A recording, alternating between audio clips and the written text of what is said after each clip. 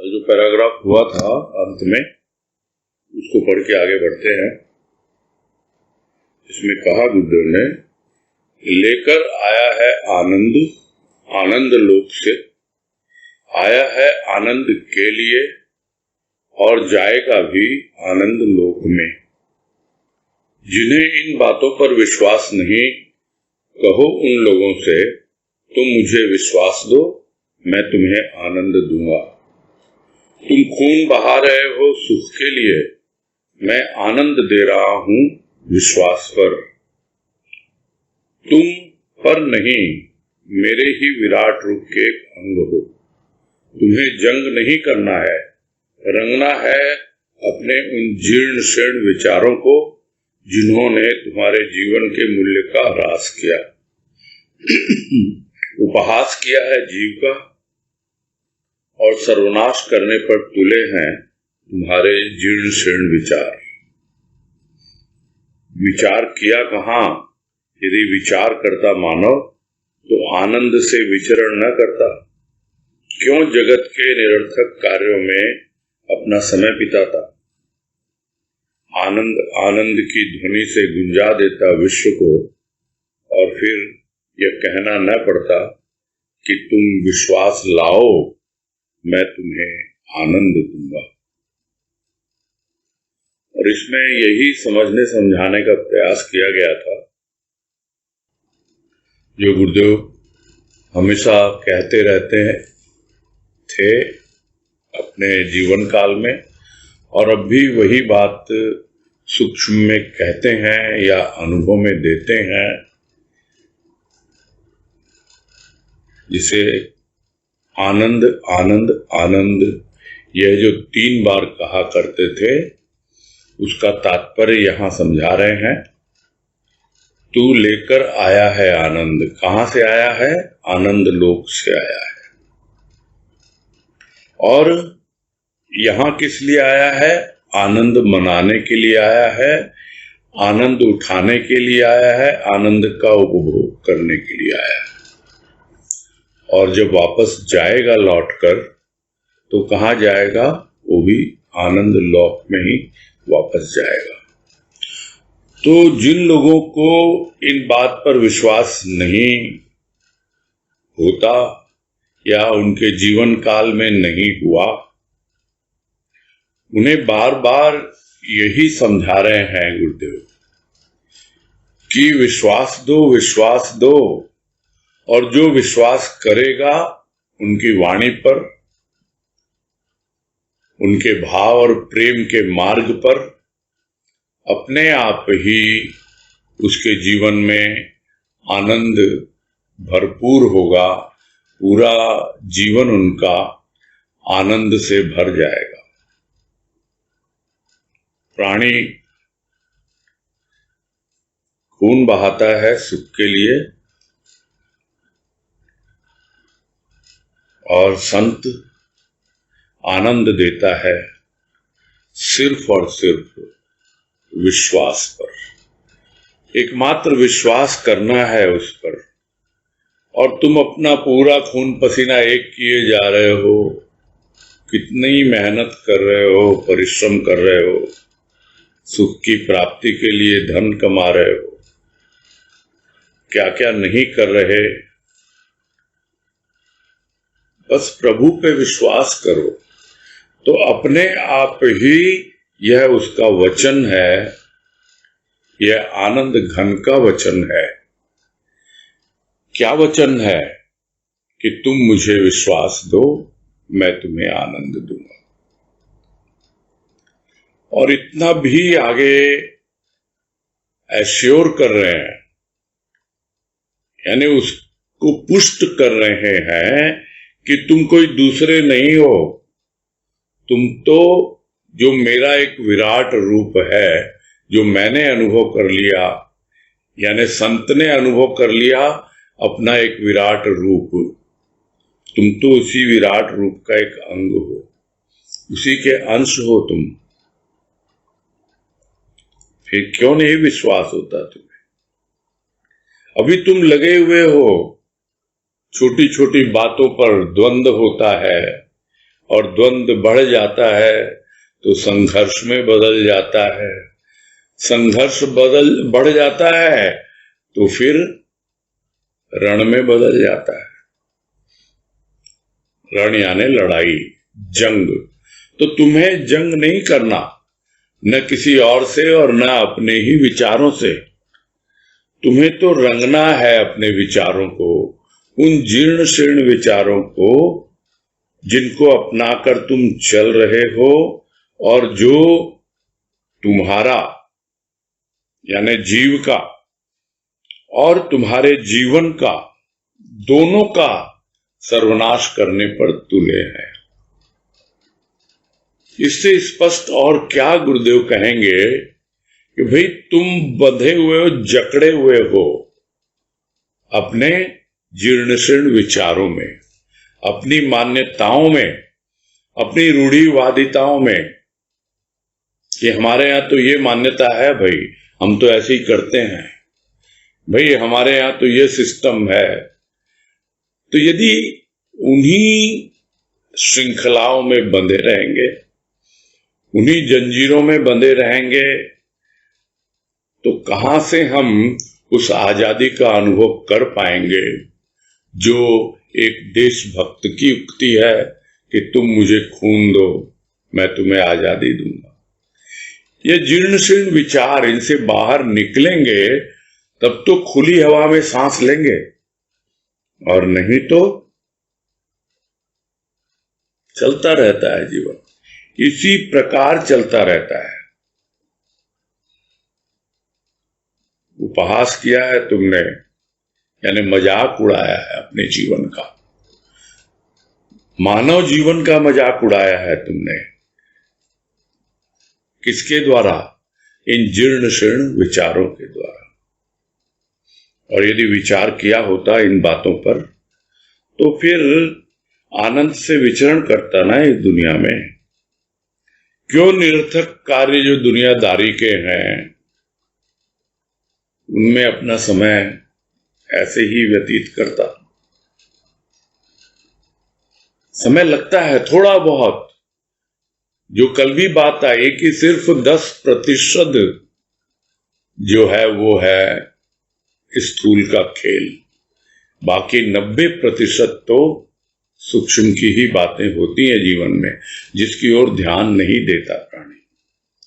और अपना 90% जीवन जो है वो स्थूल में ही बिता देता है, स्थूल के खेलों में। थोड़ा बहुत ध्यान देता भी है तो मात्र 10%, यानी बिल्कुल उल्टी दिशा में चल रहा है, विमुख होकर उस सृष्टिकर्ता से, उस परमात्मा से जिसका वह अंग है, जिसका वह अंश है, उससे विमुख होकर वो जीवन बिता रहा है, अपना समय बिता रहा है। और यदि ऐसा संभव होता कि तुम अपने आप को परिवर्तित करते, विचार करते, नए नए विचारों को अपनाते और निरर्थक कार्यों में अपना समय बर्बाद नहीं करते, तो क्या अवस्था होती विश्व की? अरे आनंद आनंद की ध्वनि से ये पूरा विश्व गूंजता। गुरुदेव की जो वाणी, उसका जो भाव, उसका प्रेम अपने आप ही गुंजरित होता इस पूरे विश्व में। और फिर कह रहे हैं गुरुदेव, मुझे कहना नहीं पड़ता फिर कि विश्वास लाओ मैं तुम्हें आनंद दूंगा। तुम्हें खुद अनुभव में आता कि मैंने विश्वास किया, इस वजह से ही मुझे आज आनंद का अनुभव हो रहा है। मैं एक आनंदी पुरुष का जीवन बिता रहा हूं।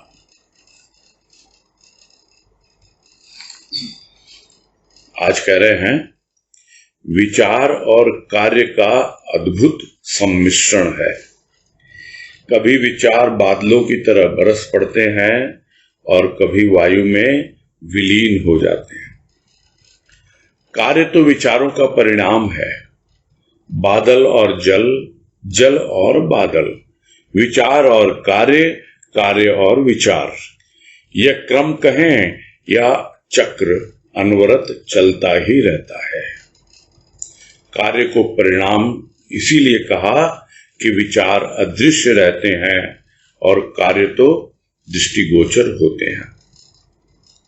आनंदी पुरुष के विचारों की दुनिया आनंद से परिपूर्ण रहती है, तभी तो वो आनंदी है।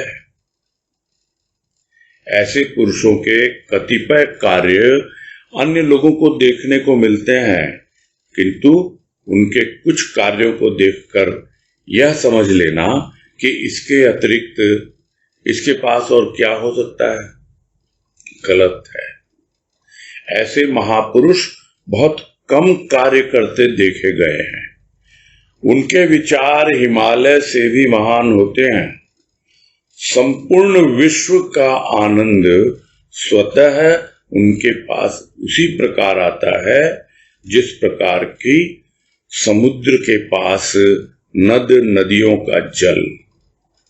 उनके हृदय में एक विचित्र प्रकार का आकर्षण होता है, जिसके प्रभाव के कारण आनंद की स्वतः वृष्टि होने लगती है। आनंद का उपभोग करने के लिए ही तो आया है आनंदी पुरुष। यदि ऐसे आनंदी पुरुष से भी मनुष्य लाभ न उठा सका तो कहना होगा कि जीवन के आनंद से वंचित ही रहा। पैराग्राफ थोड़ा बड़ा है, किंतु भाव बहुत सूक्ष्म है, गहरा है, और वो इतना ही है जिसको गुरुदेव यहां प्रारंभ कर रहे हैं, विचार और कार्य के उदाहरण से। यानी पूरा जीवन क्या है? पूरा जीवन है विचार और कार्य का सम्मिश्रण। कार्य क्या है? स्थूल है। विचार क्या है? सूक्ष्म है। तो पूरा जीवन स्थूल और सूक्ष्म का सम्मिश्रण है। तो जब तक प्राणी विचार नहीं करता तब तक उसको उसके कार्य का मालूम कैसे पड़ेगा? अन्यथा वही होता आया है जिसे कबीर कहते हैं कि बिना विचारे जो करे सो पाछे पछताए। अभी तक विचार किया ही नहीं ना। जो पिछले पैराग्राफ में कहा कि अभी तक विचार किया ही नहीं तुमने, और यदि विचार किया होता तो आनंद से विचरण नहीं करता, निरर्थक कार्यों में अपना समय क्यों बर्बाद करता? तो विचार करो, और उसको समझा रहे हैं कि पहले अपना जीवन देखो कि किस प्रकार के विचार और किस प्रकार के कार्य हो रहे हैं। तो कभी विचार जो हैं वो बादलों की तरह आते हैं, और कभी तो बरस पड़ते हैं, और कभी हवा में उड़ जाते हैं। यानी मालूम ही नहीं पड़ता कि उन विचारों का कुछ प्रभाव हमारे ऊपर पड़ा भी कि नहीं पड़ा। तो वो कौन से विचार होते हैं जो बरसते हैं बादलों की तरह, और वो कौन से विचार होते हैं जो उड़ जाते हैं बादलों की तरह? यानी ये दो प्रकार के बादल, एक जो बरसते हैं और एक जो तरसते हैं। बरसना चाहकर भी बरस नहीं पाते क्योंकि उनके भीतर कुछ विशेषता नहीं है। जो बरसने वाले बादल हैं वो रस से भरे होते हैं, जल से भरे होते हैं, और जो उड़ने वाले बादल होते हैं वो थोथे होते हैं, रुई के फूंगे की तरह होते हैं। हवा उनको फूंक मारती है और बिल्कुल वो उड़ जाते हैं। तो यह समझ में आता है कि जो भी कार्य होते हैं, यानी हमारे कुछ विचार बिल्कुल फलीभूत होते हैं, कार्य में परिणत होते हैं, और कुछ विचार आते हैं और चले जाते हैं उड़ते हुए बादलों की तरह। तो यह क्रम चलता रहता है। बादल और जल जल और बादल। तो जल क्या है? जल तो है कार्य, और बादल है वो जो जल को लेके आ रहा है, वो विचार। यानी उस विचार के अंदर में वो कार्य छिपा हुआ है। यानी उस बादल के अंदर वो जल छिपा हुआ है, किंतु जब तक वो बरसेगा नहीं तब तक कार्य रूप में परिवर्तित नहीं होगा। तो कभी कार्य दिखलाई देते हैं और हम उनके विचारों को ढूंढते हैं कि क्या विचार था जिसके कारण यह कार्य हुआ। अक्सर लोग तो उस पर विचार ही नहीं करते, उनको तो कार्य से ही मतलब होता है।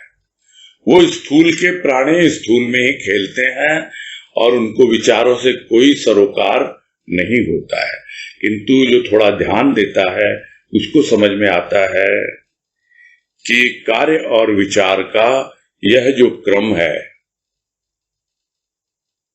यानी एक के बाद एक, उसे क्रम कहें या चक्र कहें, यानी साइकिल,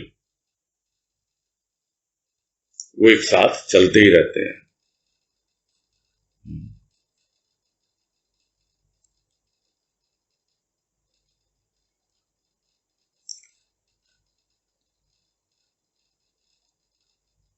आवाज आ रही है क्या? कुछ इधर डिस्टरबेंस प्रतीत हो रहा है मुझे।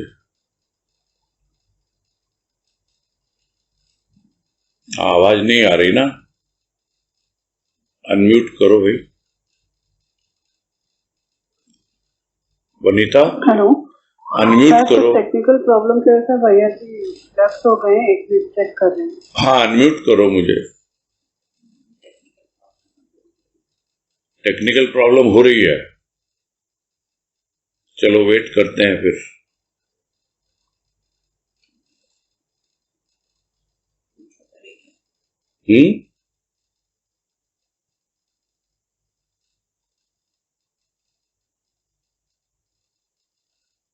हाँ, आ रही है आवाज ना अभी?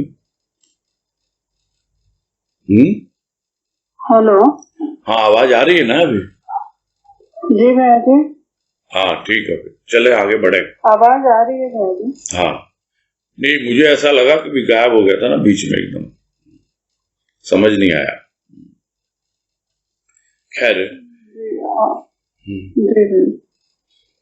आगे बढ़ते हैं। जो कहा इसमें कि विचार और कार्य, कार्य और विचार, तो यह जो क्रम है, यह जो चक्र है, यह अनवरत चलता ही रहता है। अब जिसको हम कहते हैं कार्य, वो तो किसका परिणाम है? वो विचारों का परिणाम है। तो विचार तो दिखलाई नहीं देते, अदृश्य रहते हैं, किंतु कार्य तो दिखलाई देते हैं। वो तो दृष्टिगोचर है, बिल्कुल आंखों के सामने है। यानी स्थूल तो दिखाई देता है, सूक्ष्म दिखाई नहीं देता है। अब कोई व्यक्ति कितना अपने विचारों में, भाव में और आनंद पूर्वक जीवन बिता रहा है, ये कैसे पता लगे किसी को? उसको खुद को तो पता है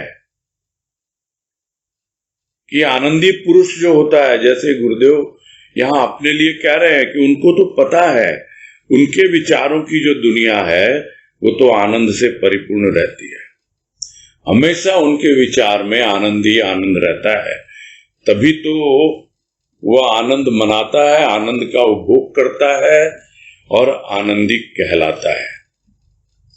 तो ऐसे जो पुरुष होते हैं, उनके जो भी कार्य दिखलाई पड़ते हैं वो बहुत कम ही दिखते हैं।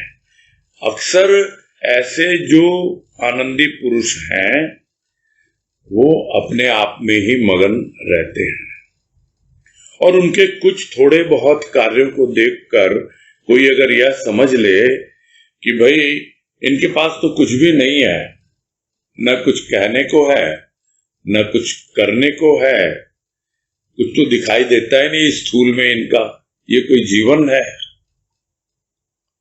तो समझ लेना बहुत कठिन है। और यदि कोई गलत फहमी में होता है कि इनके पास इसके अतिरिक्त क्या है और क्या हो सकता है, इस बात को सिर्फ और सिर्फ स्थूल जीवन से या स्थूल के कार्यों से देखकर समझ लेना बहुत बड़ी गलत फहमी पैदा करता है। अब गुरुदेव का ही उदाहरण लें। एक स्कूल मास्टर, विद्यालय का शिक्षक, क्या वो एक संत हो सकता है? वो तो एक साधारण शिक्षक की तरह अपना स्कूल में पढ़ाता है, अपना परिवार चलाता है, सब कुछ। तो उनके इन कार्यों को देखकर कोई सोच ले, अरे ये कैसे हो सकता, और कोई समझ नहीं पाया। कम से कम जहां वो रहते थे, उनके वास स्थान तुलापट्टी में, वहां के अड़ोस पड़ोस में आसपास कोई समझ नहीं पाया इस बात को कि भाई इनके पास कुछ आनंद हो सकता है, ये आनंद में अपना जीवन व्यतीत कर रहे हैं, समझ में ही नहीं आता। तो ऐसे महापुरुष प्रायः बहुत कम कार्य करते देखे गए हैं। ठीक है, स्थूल के जो कार्य होते हैं वो तो होते हैं। यहां गुरुदेव का तात्पर्य है बहुत कम कार्य करते देखे गए हैं, यानी वो कार्य करते नहीं हैं, उनसे कार्य अपने आप हो जाते हैं। यानी उनके भीतर कर्तापन का भाव बिल्कुल नहीं होता है, वो कार्य करते देखे ही नहीं गए। जो भी कार्य होते हैं वो अपने आप ही होते हैं, स्वतः स्फूर्त होते हैं वो कार्य। जिस प्रकार उनके विचार हिमालय से भी ऊंचे, यानी बड़े उच्च विचारों में, क्योंकि उन्हें तो सत्यानुभूति हो चुकी है। जो सत्य का पर्वत है हिमालय की तरह, वहां पर वो विद्यमान रहते हैं। उनके विचार, उनके भाव पूरी तरह सत्य से आविष्टित रहते हैं और एकदम शांत, जैसे हिमालय शांत। और थोड़ा बहुत जब सामने बहती है नदी उस हिमालय पर्वत से, सत्य के पर्वत से, और वो उनके चित्त से होती हुई उनके चरणों तक पहुंचती है। यानी संत एक जीता जागता सत्य, चित्त और आनंद का प्रतीक है। यानी उनके मस्तिष्क में, सर में, जो हिमालय से भी ऊंचा, ऐसे विचार जो शांति प्रदान करते हैं और वो स्वयं उन्हीं विचारों में रहते हैं। उनके हृदय में प्रेम और भाव की गंगा उनके चित्त में प्रवाहित होती रहती है और उनके चरण आनंद सागर की तरह लहलहाते हैं और समस्त पूरे विश्व का आनंद अपने आप ही उनके पास इस प्रकार आता है जैसे समुद्र के पास नद नदियों का जल। यानी जो भी आनंदी होगा वो जो आनंद की खोज में होगा, जिसे अपने जीवन का आनंद उठाना है, जिसे प्रेम और भाव पूर्वक अपना जीवन बिताना है, वो अपने आप ही ऐसे संतों को ढूंढ लेते हैं। अन्यथा कौन जानता कि 117 नंबर तुल्लापट्टी सेकंड फ्लोर के कोने के कमरे में कोई ऐसा एक व्यक्ति रहता है, किंतु लोगों ने ढूंढ निकाला। किन्होंने? जिन्हें आनंद की खोज थी, और वो आनंद जो उनके भीतर, स्वयं के भीतर, कोई यह न समझे कि जो खोजी है उसके भीतर आनंद नहीं होता है।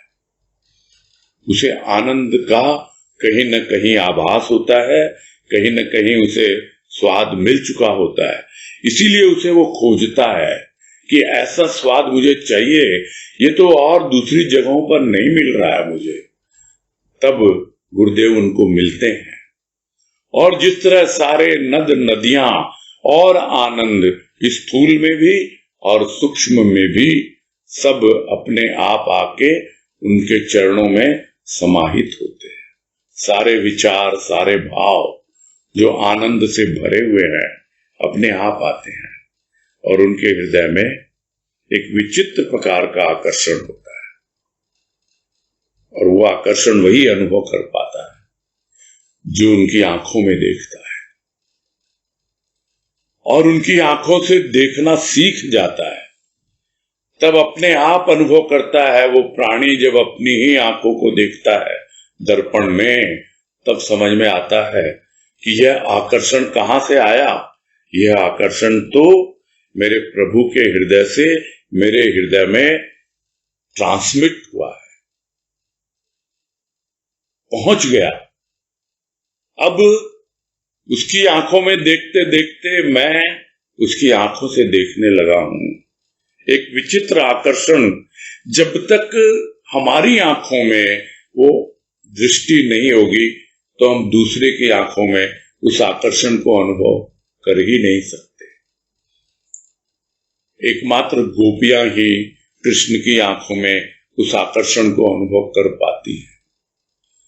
बाकी और ऐसा थोड़ी है ब्रज में और महिलाएं नहीं थी या कि और बाल गोपाल नहीं थे, सभी थे। किंतु जब तक आपके भीतर आकर्षण नहीं है तब तक दूसरे के भीतर के आकर्षण को आप समझ नहीं पाएंगे। तो उनके भीतर जो एक आकर्षण और उसका एक विचित्र प्रभाव और जिसके कारण ही आनंद की वृष्टि होती है और करनी नहीं पड़ती, स्वतः होती है। यानी इस बात को अब स्पष्ट कर रहे हैं कि वो कुछ कार्य करते नहीं हैं अपने आप, उनके द्वारा वो कार्य होते हैं। और वो कार्य क्या है? प्रमुख कार्य है आनंद लुटाना, आनंद की वर्षा करना। यही उनका जीवन होता है, क्योंकि वो स्वयं वो तो आनंद का उपभोग करने के लिए तो आया है। और ऐसे आनंदी पुरुष से, यानी ऐसे संत से भी यदि मनुष्य लाभ नहीं उठा पाए, गुरुदेव स्पष्ट लिख रहे हैं, यदि तुम उससे लाभ नहीं उठा पाए तो फिर कहना होगा कि भाई तुम्हें तो कभी भी जीवन का आनंद मिलेगा ही नहीं, हमेशा तुम आनंद से वंचित ही रहोगे। यदि आनंद घन भाव योगी संत, क्या क्या नाम दे, सच्चित आनंद, सब कुछ तो उन्हीं के नाम है जो भक्तों ने दिए हैं। तो क्या हम आनंद उठा पा रहे हैं उस प्रेम का, भाव का? क्योंकि जब तक प्रेम और भाव जीवन में पूरी तरह से नहीं आ जाता तब तक हमारे विचारों में वो हिमालय सी उच्च भावना नहीं आती, उच्च विचार नहीं आते हैं। विचार उठते हैं, छोटे मोटे कार्य हो जाते हैं, बस इससे ज्यादा नहीं। और नहीं भी होते हैं बहुत बार।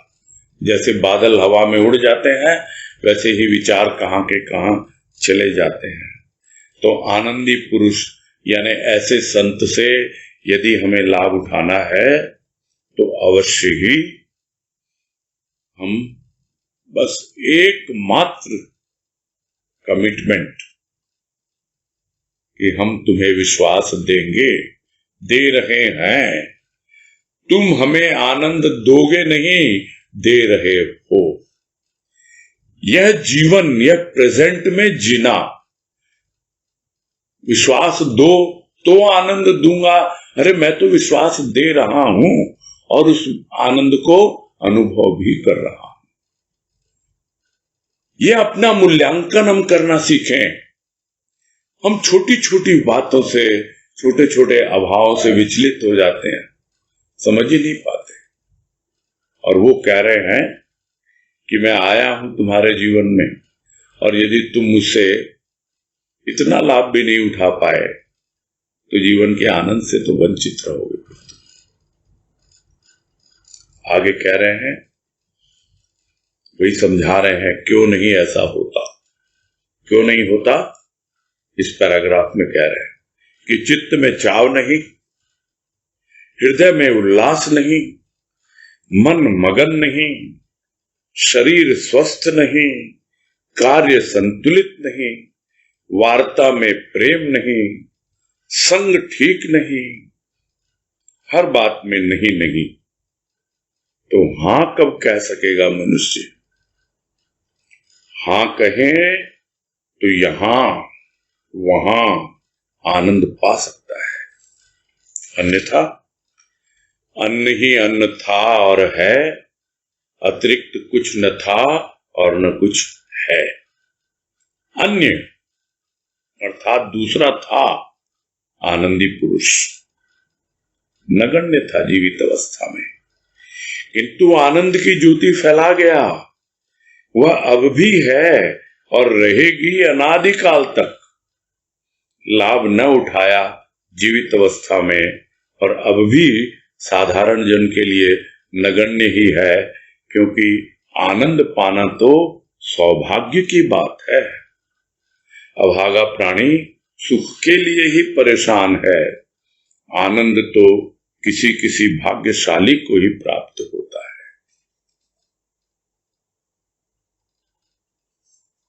और यही समझा रहे हैं कि क्या कारण है कि जीवन के आनंद से वंचित है प्राणी। एक एक बातें हम सबको पता है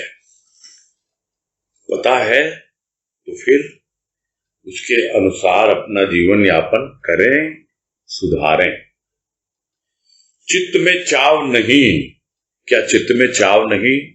नहीं है, तो फिर किस बात की देर है? हृदय में उल्लास नहीं है, हृदय में उल्लास। मन मगन नहीं है, शरीर स्वस्थ नहीं। हाँ, यहां पे हाँ और ना हो सकता है, कभी स्वस्थ होता है कभी अस्वस्थ होता है, लेकिन इसका मतलब यह नहीं कि चित्त में चाव नहीं, हृदय में उल्लास नहीं, मन मगन नहीं, सब कुछ है गुरुदेव हमारे। तो शरीर का कभी कभी होता है, कार्य संतुलित, हाँ इसमें भी हमें विचार करना पड़ता है कि हमारे कार्य संतुलित है या नहीं, यानी पूरी तरह से बैलेंस जीवन हम जी रहे हैं कि नहीं, यानी स्थूल और सूक्ष्म दोनों में संतुलन बना के हम अपना जीवन यापन कर रहे हैं कि नहीं, यह भी एक विचारणी है। वार्ता में प्रेम नहीं, हाँ यह भी विचारणी है। कुछ कुछ है, कुछ कुछ नहीं है। संग ठीक नहीं, यहां भी दोनों ही बातें हैं, कुछ है और कुछ नहीं। तो फिर हर बात में नहीं तो हां कब कह सकेगा मनुष्य। नहीं, हम यह नहीं कह रहे कि नहीं, हम तो कुछ के लिए हां बोल रहे हैं, हाँ कुछ के लिए कह रहे हैं, वो भी पूरी तरह से नहीं कह रहे, हां भी कह रहे हैं और ना भी कह रहे हैं।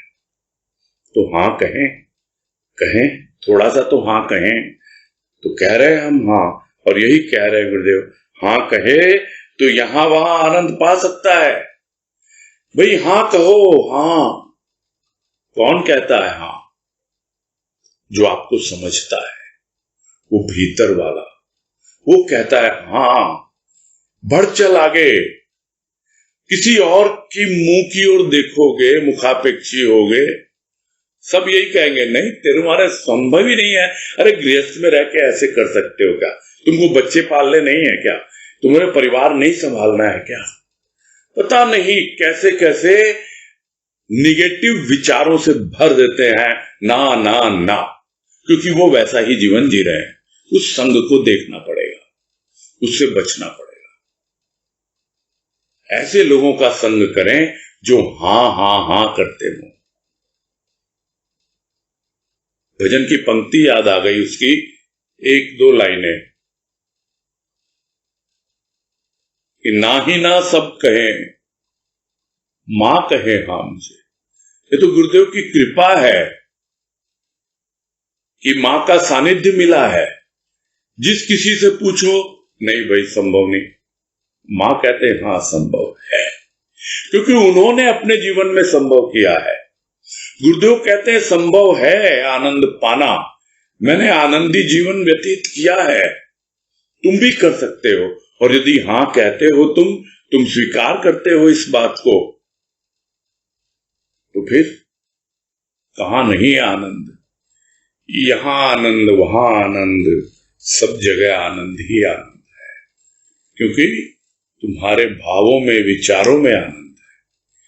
अन्यथा बस वही जीवन, वही खाना पीना, इसके अलावा क्या है जीवन में? न पहले कुछ था और न अब कुछ है। इससे अतिरिक्त जीवन में कुछ नहीं था और न रहेगा। फिर देखें दूसरी ओर एक ऐसा संत, एक ऐसा आनंदी पुरुष, यहां गुरुदेव बाबा के लिए कह रहे हैं, यहां गुरुदेव बाबा के लिए कह रहे हैं। क्या बोल रहे हैं? चलो कोई बात नहीं। बीच में आवाज नहीं आ रही थी वैसे। अच्छा, अभी आ रही है ना?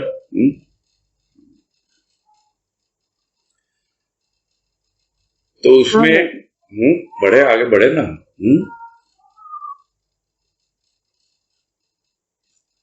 तो एक संत है जो आनंदी पुरुष है। यहां गुरुदेव बाबा के लिए संबोधन कर रहे हैं कि नगण्य था जीवित अवस्था में, यानी ध्यान ही नहीं देता था अपने ऊपर, स्थूल जीवन पर, किंतु ज्योति फैला गया आनंद की। और वो गुरुदेव अपने जीवन काल के लिए कह रहे हैं कि वो अब भी है और रहेगी अनादि काल तक।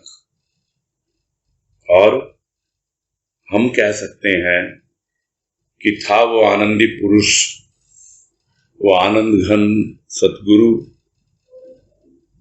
जीवित अवस्था में कितने लोग समझ पाए या नहीं समझ पाए, किंतु आज उसके आनंद की अनुभूति सब कर रहे हैं, क्योंकि आनंद की ज्योति फैला गया और वो अब भी है और रहेगी, हमेशा हमेशा रहेगी, अनादिकाल तक रहेगी। अब अगर जीवित काल में किसी ने उसका लाभ नहीं उठाया तो फिर क्या समझ पाएगा? साधारण जन अभी भी समझ नहीं पाते हैं। यही कह रहे हैं, लाभ नहीं उठाया जीवित अवस्था में, और अब भी साधारण जन के लिए नगण्य ही है, कोई महत्व ही नहीं देते कि मुझे आनंद भी मिल सकता है, मैं इनसे आनंद भी पा सकता हूं। क्योंकि बात तो सिर्फ भौतिक जीवन की ही करता है ना, अन्न की बात करता है, अन्य की बात नहीं करता। एक और अन्न है यानी भौतिक जीवन, खाना पीना, वही सुख के पीछे भागना, और दूसरी ओर अन्य है यानी वो आनंदी पुरुष, वो संत है, उसकी ओर ध्यान दे तब तो समझ में आए, तब तो आनंद पाए। तो साधारण जन के लिए तो नगण्य है। ये तो गिने चुने होते हैं बड़े सौभाग्यशाली, जिन्हें उस आनंद घन के आनंद का अनुभव होता है। यही कह रहे हैं, बड़े सौभाग्य की बात है आनंद पाना। तो क्योंकि जो प्राणी सुख के पीछे ही भाग रहा है वो तो अभागा है, वो तो भागा भागा फिर रहा है, और वो भागा भागा अभागा बन जाता है, सुख के पीछे भाग रहा है।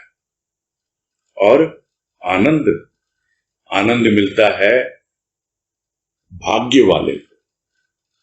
एक भागा सुख के पीछे और एक है अपना भाग्य सौंप दिया अपने प्रभु को, अपने इष्ट को, तब अपने आप ही उसे सुख की अनुभूति होती है, आनंद की अनुभूति होती है। वो प्रेम और भाव एक हृदय से दूसरे हृदय में प्रसारित होता है, ट्रांसमिट होता है, यानी संचारित होता है, अपने आप पहुंचता है, क्योंकि यह तो बेतार का तार है। जिस तरह कितनी दूर स्थित है सैटेलाइट आसमान में, किंतु फिर भी हम उससे जो भी ट्रांसमिशन होता है वो हम देख पाते हैं अपने टेलीविजन स्क्रीन पे।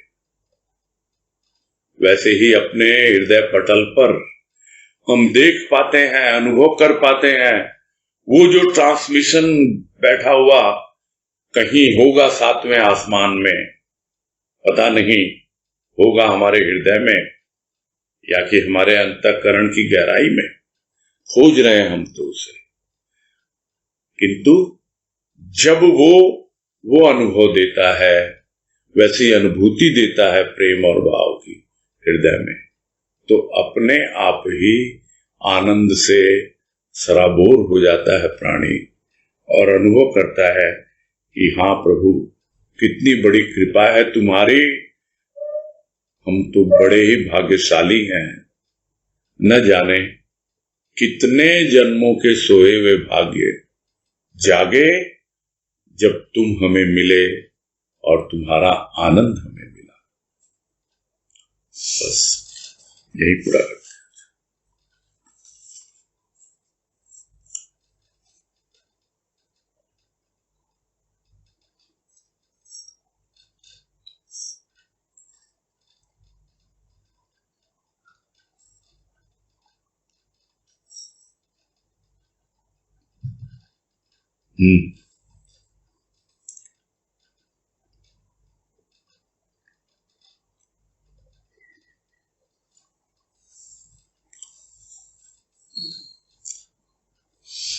चलो, जब तक किसी और का हाथ नहीं उठता है, तनुश्री शर्मा का उठा है, उसी से बात करते हैं।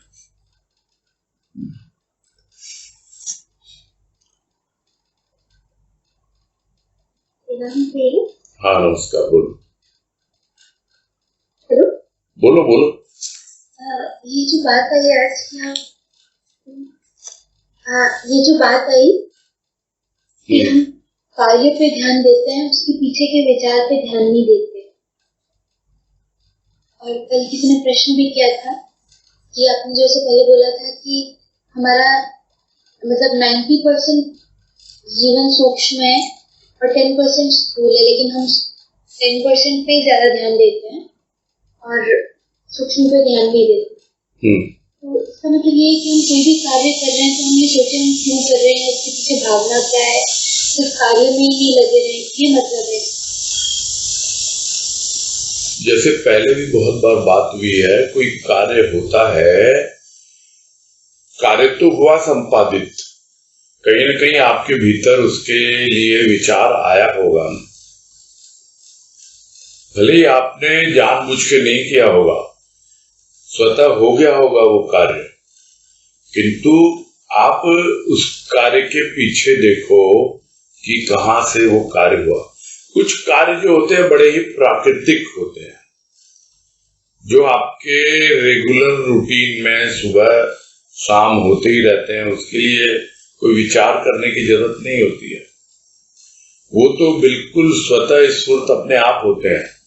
किंतु बाकी जो कार्य होते हैं उनको तो हमें सोच समझ के ही करना होता है।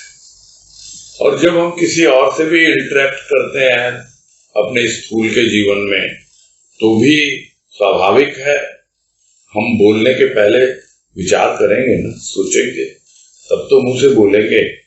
क्योंकि मुंह से एक बार बोल दिया तो लोग तो यही कहते हैं ना, तो बोलना क्या है, वो तो एक प्रकार से जैसे तरकश से तीर निकल गया, वैसे ही मुंह से वाणी निकल गई।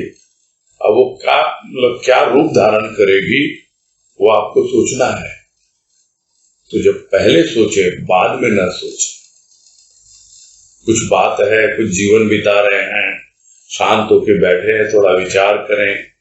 यही तो बात होती है कि दिन भर में हमने कार्य किया, ठीक है, करने के वक्त बहुत बार स्वतः हो जाते हैं, अपने आप होते हैं, बहुत से कार्य होते हैं, हम विचार नहीं करते उस पर।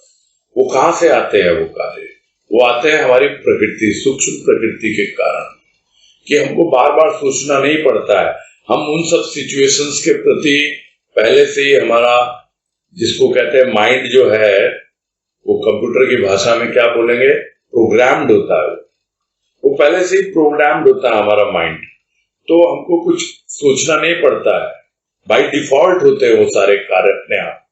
लेकिन हमको देखना पड़ेगा बाद में कि कहीं उस डिफॉल्ट में हमसे कोई फॉल्ट तो नहीं हो गया, गलती तो नहीं हो गई।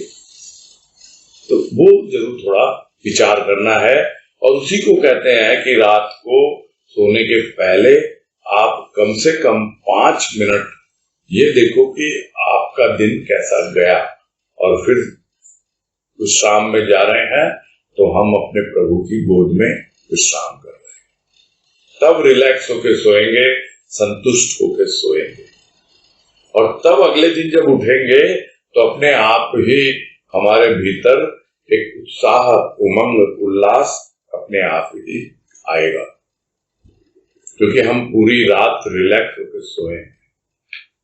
और नहीं तो हम विचार करते नहीं, कुछ कुछ ये ऐसे क्यों हुआ, वो कैसे, स्वप्न में चलता रहता है। उसको पहले ही क्यों नहीं सॉल्व कर लें, पहले ही बैठ के 5 मिनट 10 मिनट लगा लें उसके ऊपर, तो अपने आप चीजें समझ में आ जाती है। ठीक है, क्लियर है? मतलब ये एनालिसिस करना है कि मतलब हमको सोने से पहले हम ये एनालिसिस करें कि हमने दिन में क्या क्या किया और कहाँ हमने टाइम वेस्ट किया है, कहाँ हमारी फॉल्ट की है। बिल्कुल बिल्कुल, ये तो आप हमेशा मेरे मुंह से सुनते हो। रोज आपका दिन कैसा बीत रहा है तो आपको मालूम होना चाहिए ना। कोई बदहोशी में थोड़े बीत रहा आपका दिन। हाँ, होश में बिताना है दिन को।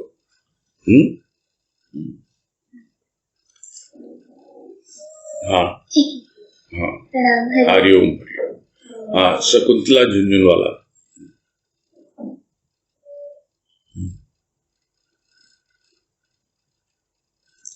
हाँ वनीता, अनम्यूट करो।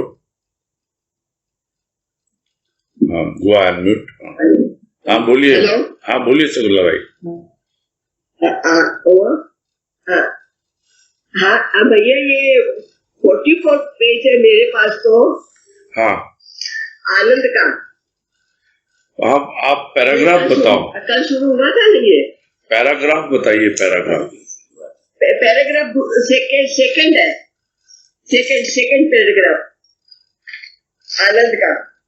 नहीं, आप पैराग्राफ का वाक्य बोलिए शुरू का। हाँ, वाक्य बोलती हूँ मैं। ये भैया लिखा है कि विचरण, एक सेकंड भैया, विचरण न करता क्यों जगत में निरर्थक कार्यों में अपना समय बिताता, आनंद की ध्वनि से गुंजा देता विश्व को, और फिर ये कहना न पड़ता कि तुम विश्वास लाओ मैं तुम्हें आनंद दूंगा। ये मेरे समझ में नहीं आई कि तुम विश्वास लाओ। भैया ये कह रहे हैं, देखो यदि आपका जीवन ऐसा होगा, मैं समझा रहा हूँ आपका प्रश्न, मैं समझ गया, जो मुझे समझ में आ रहा है वो मैं समझा रहा हूँ। हाँ। इसमें गुरुदेव कह रहे हैं कि तुम्हारे जो जीर्णशीर्ण विचार हैं, उन विचारों पे आपने विचार किया होता तो आनंद से विचरण करता तू। क्योंकि ये जो तुम्हारे जीर्णशीर्ण विचार है, उनपे तुमने विचार किया कहाँ? और जब विचार किया तो तुमको ये भी मालूम होना चाहिए कि तुमने क्यों जगत के निरर्थक कार्यों में अपना समय बिताया, यानी विचार नहीं किया तुमने। और अगर तुमने विचार किया होता तो फिर निरर्थक कार्यों में जीवन नहीं बिताता, आनंद की ध्वनि से पूरा गुंजा देता विश्व को, वही तुम्हारा जीवन होता, तो फिर मुझे यह न कहना पड़ता। यहाँ गुरुदेव अपने लिए बोल रहे हैं, फिर यह कहना न पड़ता, यानी मुझे, यानी गुरुदेव को कहना न पड़ता कि तुम विश्वास लाओ, मैं तुम्हें आनंद दूंगा। गुरुदेव को कहना नहीं पड़ता। फिर ये गुरुदेव हमें कह रहे हैं कि तुम विश्वास लाओ। गुरुदेव ये कह रहे हैं, समझा रहे हैं, वो कह रहे हैं कि मुझे यह कहना नहीं पड़ता कि तुम विश्वास लाओ, मैं तुम्हें आनंद दूंगा, क्योंकि तुम अपने आप ही विचार करते, तुम्हारे जो जीर्ण शीर्ण विचार हैं उनका तुम निदान करते, ठीक करते उनको, और निरर्थक कार्यों में, जगत के कार्यों में अपना समय बर्बाद नहीं करते, तो मालूम पड़ते। और साथ साथ क्या करते, आनंद आनंद की ध्वनि से पूरे विश्व को गुंजा देते। अगर यह करते तो मुझे क्यों कहने की जरूरत थी कि विश्वास लाओ, आनंद दूंगा? मुझे कोई जरूरत ही नहीं थी बोलने की। लाओ मैं तुम्हें आनंद दूंगा। हाँ जी, हाँ, सब समझ में आ गए भैया। हाँ, ये हरिओम भैया। हाँ, हरिओम, हरिओम भैया। हाँ जी, हरिओम, हरिओम। हाँ, सुधा तुलसियान।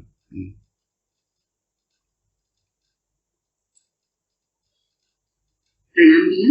हाँ, नमस्कार, बोलिए। भैया जो इसमें शुरू में बात आई कि विचार और कार्य का अद्भुत सम्मिश्रण है, कभी विचार बादलों की तरह बरस पड़ते हैं और कभी वायु में विलीन हो जाते हैं। तो मतलब ये देखने में समझ में आ रहा था कि जो विचार मतलब बादलों की तरह बरस पड़ते हैं मतलब कार्य रूप में परिणित होते हैं, और जो विलीन हो जाते हैं मतलब हम जैसे देखते हैं ना कि कितने ही विचार चलते रहते हैं और जो चलते रहते हैं और हमको उनको कार्य में बहुत कम विचारों को परिणित कर पाते हैं, और बाकी तो यूं ही मतलब सोचते भी हैं लेकिन फिर भी वो विलीन हो जाते हैं, थोड़े समय के लिए रहते हैं, फिर हम उसको कार्य रूप में परिणित नहीं कर पाते। तो ये बात तो आई थी, इसी तरह ही आई थी। तो इसी तरह हाँ इसी तरह ही लेना चाहे ना, तो जो मतलब विचार काफी बहुत ज्यादा ऐसे नहीं होते हैं कि जितने कार्यों में परिणित करने हैं उतने ही विचार आए, ऐसा नहीं हो सकता। नहीं, विचार तो देखो सब तरह के, जैसे बादल सब तरह के होते हैं। जो बात भी आई ना, रुई की तरफ, फुंगे की तरह उड़ जाते हैं वो, तो ऐसे ही अथोथे विचार है, उनपे क्या दिमाग लगाना, उनपे दिमाग लगाना ही नहीं है। जिन विचारों में सार होता है उसी के बारे में सोचना है, और वो अपने आप ही कार्य रूप में परिणत होते हैं। जैसे बादल पूरी तरह जल से भर जाता है तो अपने आप ही बरस जाता है, वैसे ही है वो। यदि कार्य रूप में परिणत होने होंगे, यानी उन विचारों में कुछ दम होगा, कुछ वजन होगा, तो अपने आप ही कार्य रूप में परिणत हो जाते हैं। अपने आप होती है ये, हमको करना नहीं पड़ता है, ये कहने का मतलब है मेरा। तो गुरुदेव भी यही कहना चाह रहे हैं कि जिस तरह संतों के और महापुरुषों के कार्य अपने आप होते हैं, वो करते नहीं है ना। तो ये क्रम तो चलता रहता है, कुछ विचार आएंगे, कुछ कार्य होगा, ये सब चलता रहेगा। विचार और कार्य, कार्य और विचार, ये तो चलता रहता है। लेकिन हम ध्यान नहीं देते हैं अपने विचारों पर, क्योंकि वो दिखलाई नहीं देते हैं। यदि आप आनंदी पुरुष से प्रेरणा लोगे, यानी एक संत जो आनंद में ही जीवन व्यतीत कर रहा है, तो बड़े उनके विचारों में बहुत ऊंचाई है, यानी बहुत वजनदार है। उनको कुछ करना नहीं पड़ता, अपने आप ही जो कार्य रूप में परिणत होना है होगा, और नहीं तो वो अपने में मगन रहते हैं। बहुत कम ही कार्य करते हुए वो देखे गए हैं, यानी इंटेंशनली कुछ भी नहीं करते, वो सब कुछ अपने आप होता है। ये यहाँ पर कहने का तात्पर्य है। ठीक है, हाँ तो समझ में आता है। हाँ और कुछ? हाँ, अनीता तुलसियान।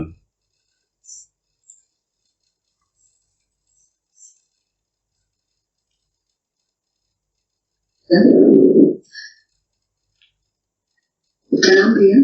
हाँ, नमस्कार, बोलिए।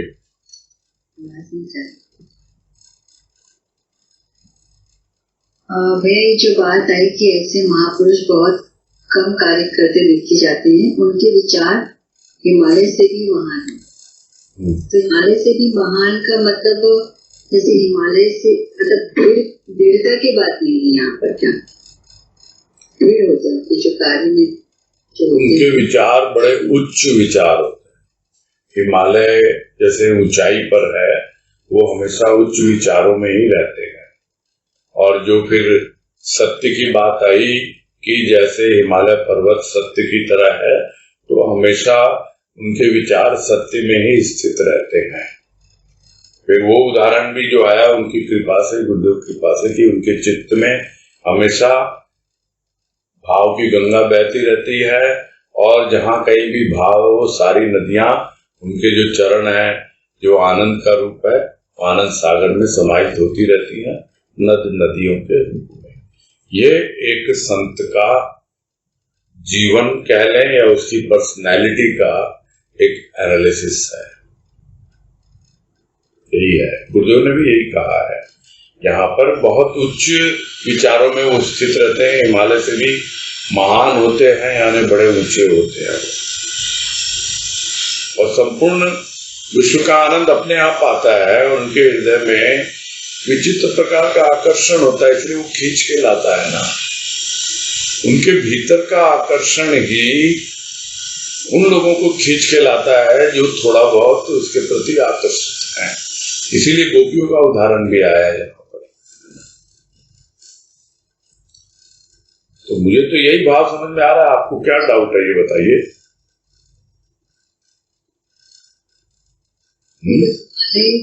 महान से मुझे लगा कि में उसकी दृढ़ता वाली बात नहीं है, तो क्या उससे दृढ़ अक्सर हिमालय का उदाहरण लेते तो लेते हैं इस तरह से बात। क्या तो मैं तो पूछा नहीं, क्या लेते हैं? विचार हिमालय से भी महान होती है। दृढ़ की बात नहीं है यहाँ पर। हाँ, दृढ़ की बात मुझे तो नहीं समझ में आ रही है। अच्छा। यहाँ दृढ़ता की बात नहीं है, यहाँ ऊंचाई की बात है, महानता की बात है। यानी महान होते हैं, सत्य का है, सत्य बहुत महान है, उच्च है, एकदम अलग धरातल है सत्य का। तो यहाँ धरातल की बात कह रहे हैं कि वो एक बहुत ही ऊंचे धरातल पर उनके विचार रहते हैं। यहाँ मुझे तो बार बार यही समझ में आ रहा है इस वाक्य का मतलब। ठीक है। और भैया एक और बात पूछनी थी, परसों आई थी सुख फर्स्ट पेज पर है, थर्ड पैराग्राफ जैसे स्टार्ट हो रहे हैं। सुख प्राप्ति के लिए दानव मानव से दानव बना, था नहीं दानव बना। मानव है तो माँ आत्मा पिता परमात्मा के सम्मुख को जो एक आनंद की तरह में तेरा अवगाहन करती है कि नहीं करते क्या? मतलब मैं इसको पहले भी उस दिन भी सुनी, बाद में भी 2 बार सुनी, और मुझे बहुत मतलब ऐसा लगा कि पहली बार गुरुदेव ने इस तरह से माँ आत्मा और पिता परमात्मा लिखा है। माँ आत्मा के लिए माँ कभी संबोधन सुना नहीं, आत्मा माँ है, तो बड़ा अभी समझ नहीं आ रहा है कि माँ समझना। ठीक है, आपको भजन की लाइन जरूर याद आ रही थी उस दिन की बात, तो आप आत्मा परमात्मा को इससे स्पष्ट क्या लिखेंगे गुरुदेव? भाई ठीक है, एक और तो वो सभी कुछ है,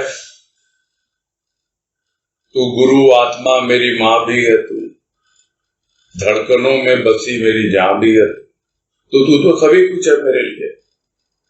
फिर तू क्या है? आ माँ मेरी आत्मा तुम दूर हो। ये सब भजनों में तो व्यक्त करवाया है गुरुदेव ने। आत्मा आपकी माँ है, उसमें कोई संदेह नहीं है, और परमात्मा आपका पिता है, उसमें भी कोई संदेह नहीं है। और उसके बाद जो आत्मा परमात्मा के मिलन से जो उत्पत्ति होती है वही आप हो, यानी स्व। ये बातें आप लोगों से तो बहुत बार हो चुकी हैं, भूल गए। नहीं हुई है क्या?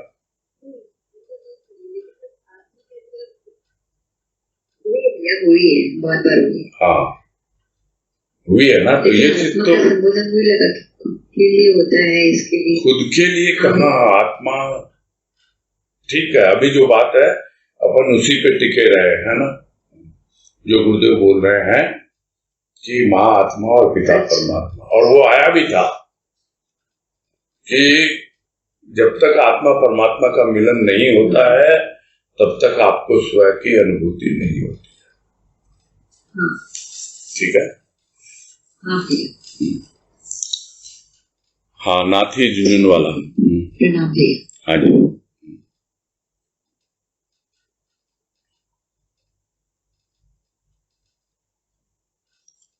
हाँ बोलिए। प्रणाम भैया जी। हाँ नमस्कार, बोलिए। भैया जी, जैसे वंदिता ने कल आपसे, हाँ वंदिता ने कल जैसे आपसे कहा था कि आज हम गजल सुनना चाहेंगे सभी लोग, तो आपने इनकार कर दिया था। हाँ जी। तो जैसे मैं जब भी ये प्रवचन सुनती हूँ, मैं इस सत्संग में नहीं हूँ, ये लॉकडाउन में ही सुना है मैंने। इससे पहले मुझे कुछ पता नहीं था, और अभी भी मैं ज्यादा कुछ जो बोलती हूँ तो बहुत अच्छा लगता है, समझने की आता है। लेकिन कब कहाँ जैसे आपका रहता है कि नहीं आज के विषय से प्रश्न नहीं है, तो मैं चाहते हुए भी कुछ बोल नहीं पाती हूँ। फिर मेरे भीतर 2 लाइनें भजन की चलती रहती है। सुबह जब सत्संग होता है उसमें मैं हैंड रेस करके रिक्वेस्ट भी डालती हूँ कि मुझे 2 लाइन भजन गाने का भाव है, निकाल लूँ क्या। तो ये भाव विचारों में मतलब जो सुना है उसी को हम उसी में घूम रहे, भजन का भाव आता है, भजन गा लूं, तो ये क्या है? कुछ नहीं, आप नोट करो, गाओ, गुनगुनाओ। कोई दिखाने की जरूरत थोड़ी है। मूड जब प्रसन्न होता है ना, मुझे भजन भैया जी इसलिए बात मुझे छोटी बात सब याद है ना, मुझे पढ़ना है नहीं ठीक है, कोई बात नहीं है। तो फिर आप गाओ, गुनगुनाओ, नाचो, कूदो। आपको भी सुना, उसमें कौन रोकने वाला है? हेलो, नहीं मैं कह रहा हूँ आप गाओ, नाचो, कूदो, कौन नहीं। वो देखो क्या है कि पब्लिक डोमेन की बात अलग होती है ना। यहाँ एक अपना फोरम है, अपना एक कोरम है, यहाँ का एक डिसिप्लिन है, तौर तरीके हैं, और हमारे एक एजेंडा है इस टोटल सत्संग का, कहें या ये कहें। इसीलिए मैंने मना किया कल, और उसको कोई दूसरे रूप में लेना ही नहीं चाहिए। ठीक है, ये सबके लिए लागू होता है, सिर्फ मेरे लिए ही नहीं, किसी और के लिए भी नहीं, सभी के लिए लागू होता है कि जो हमारा इस सत्संग का जो उद्देश्य है, हम इससे उधर उधर नहीं जाएंगे, है ना। ठीक है, हाँ पूरा करते हैं। हाँ हरिओम।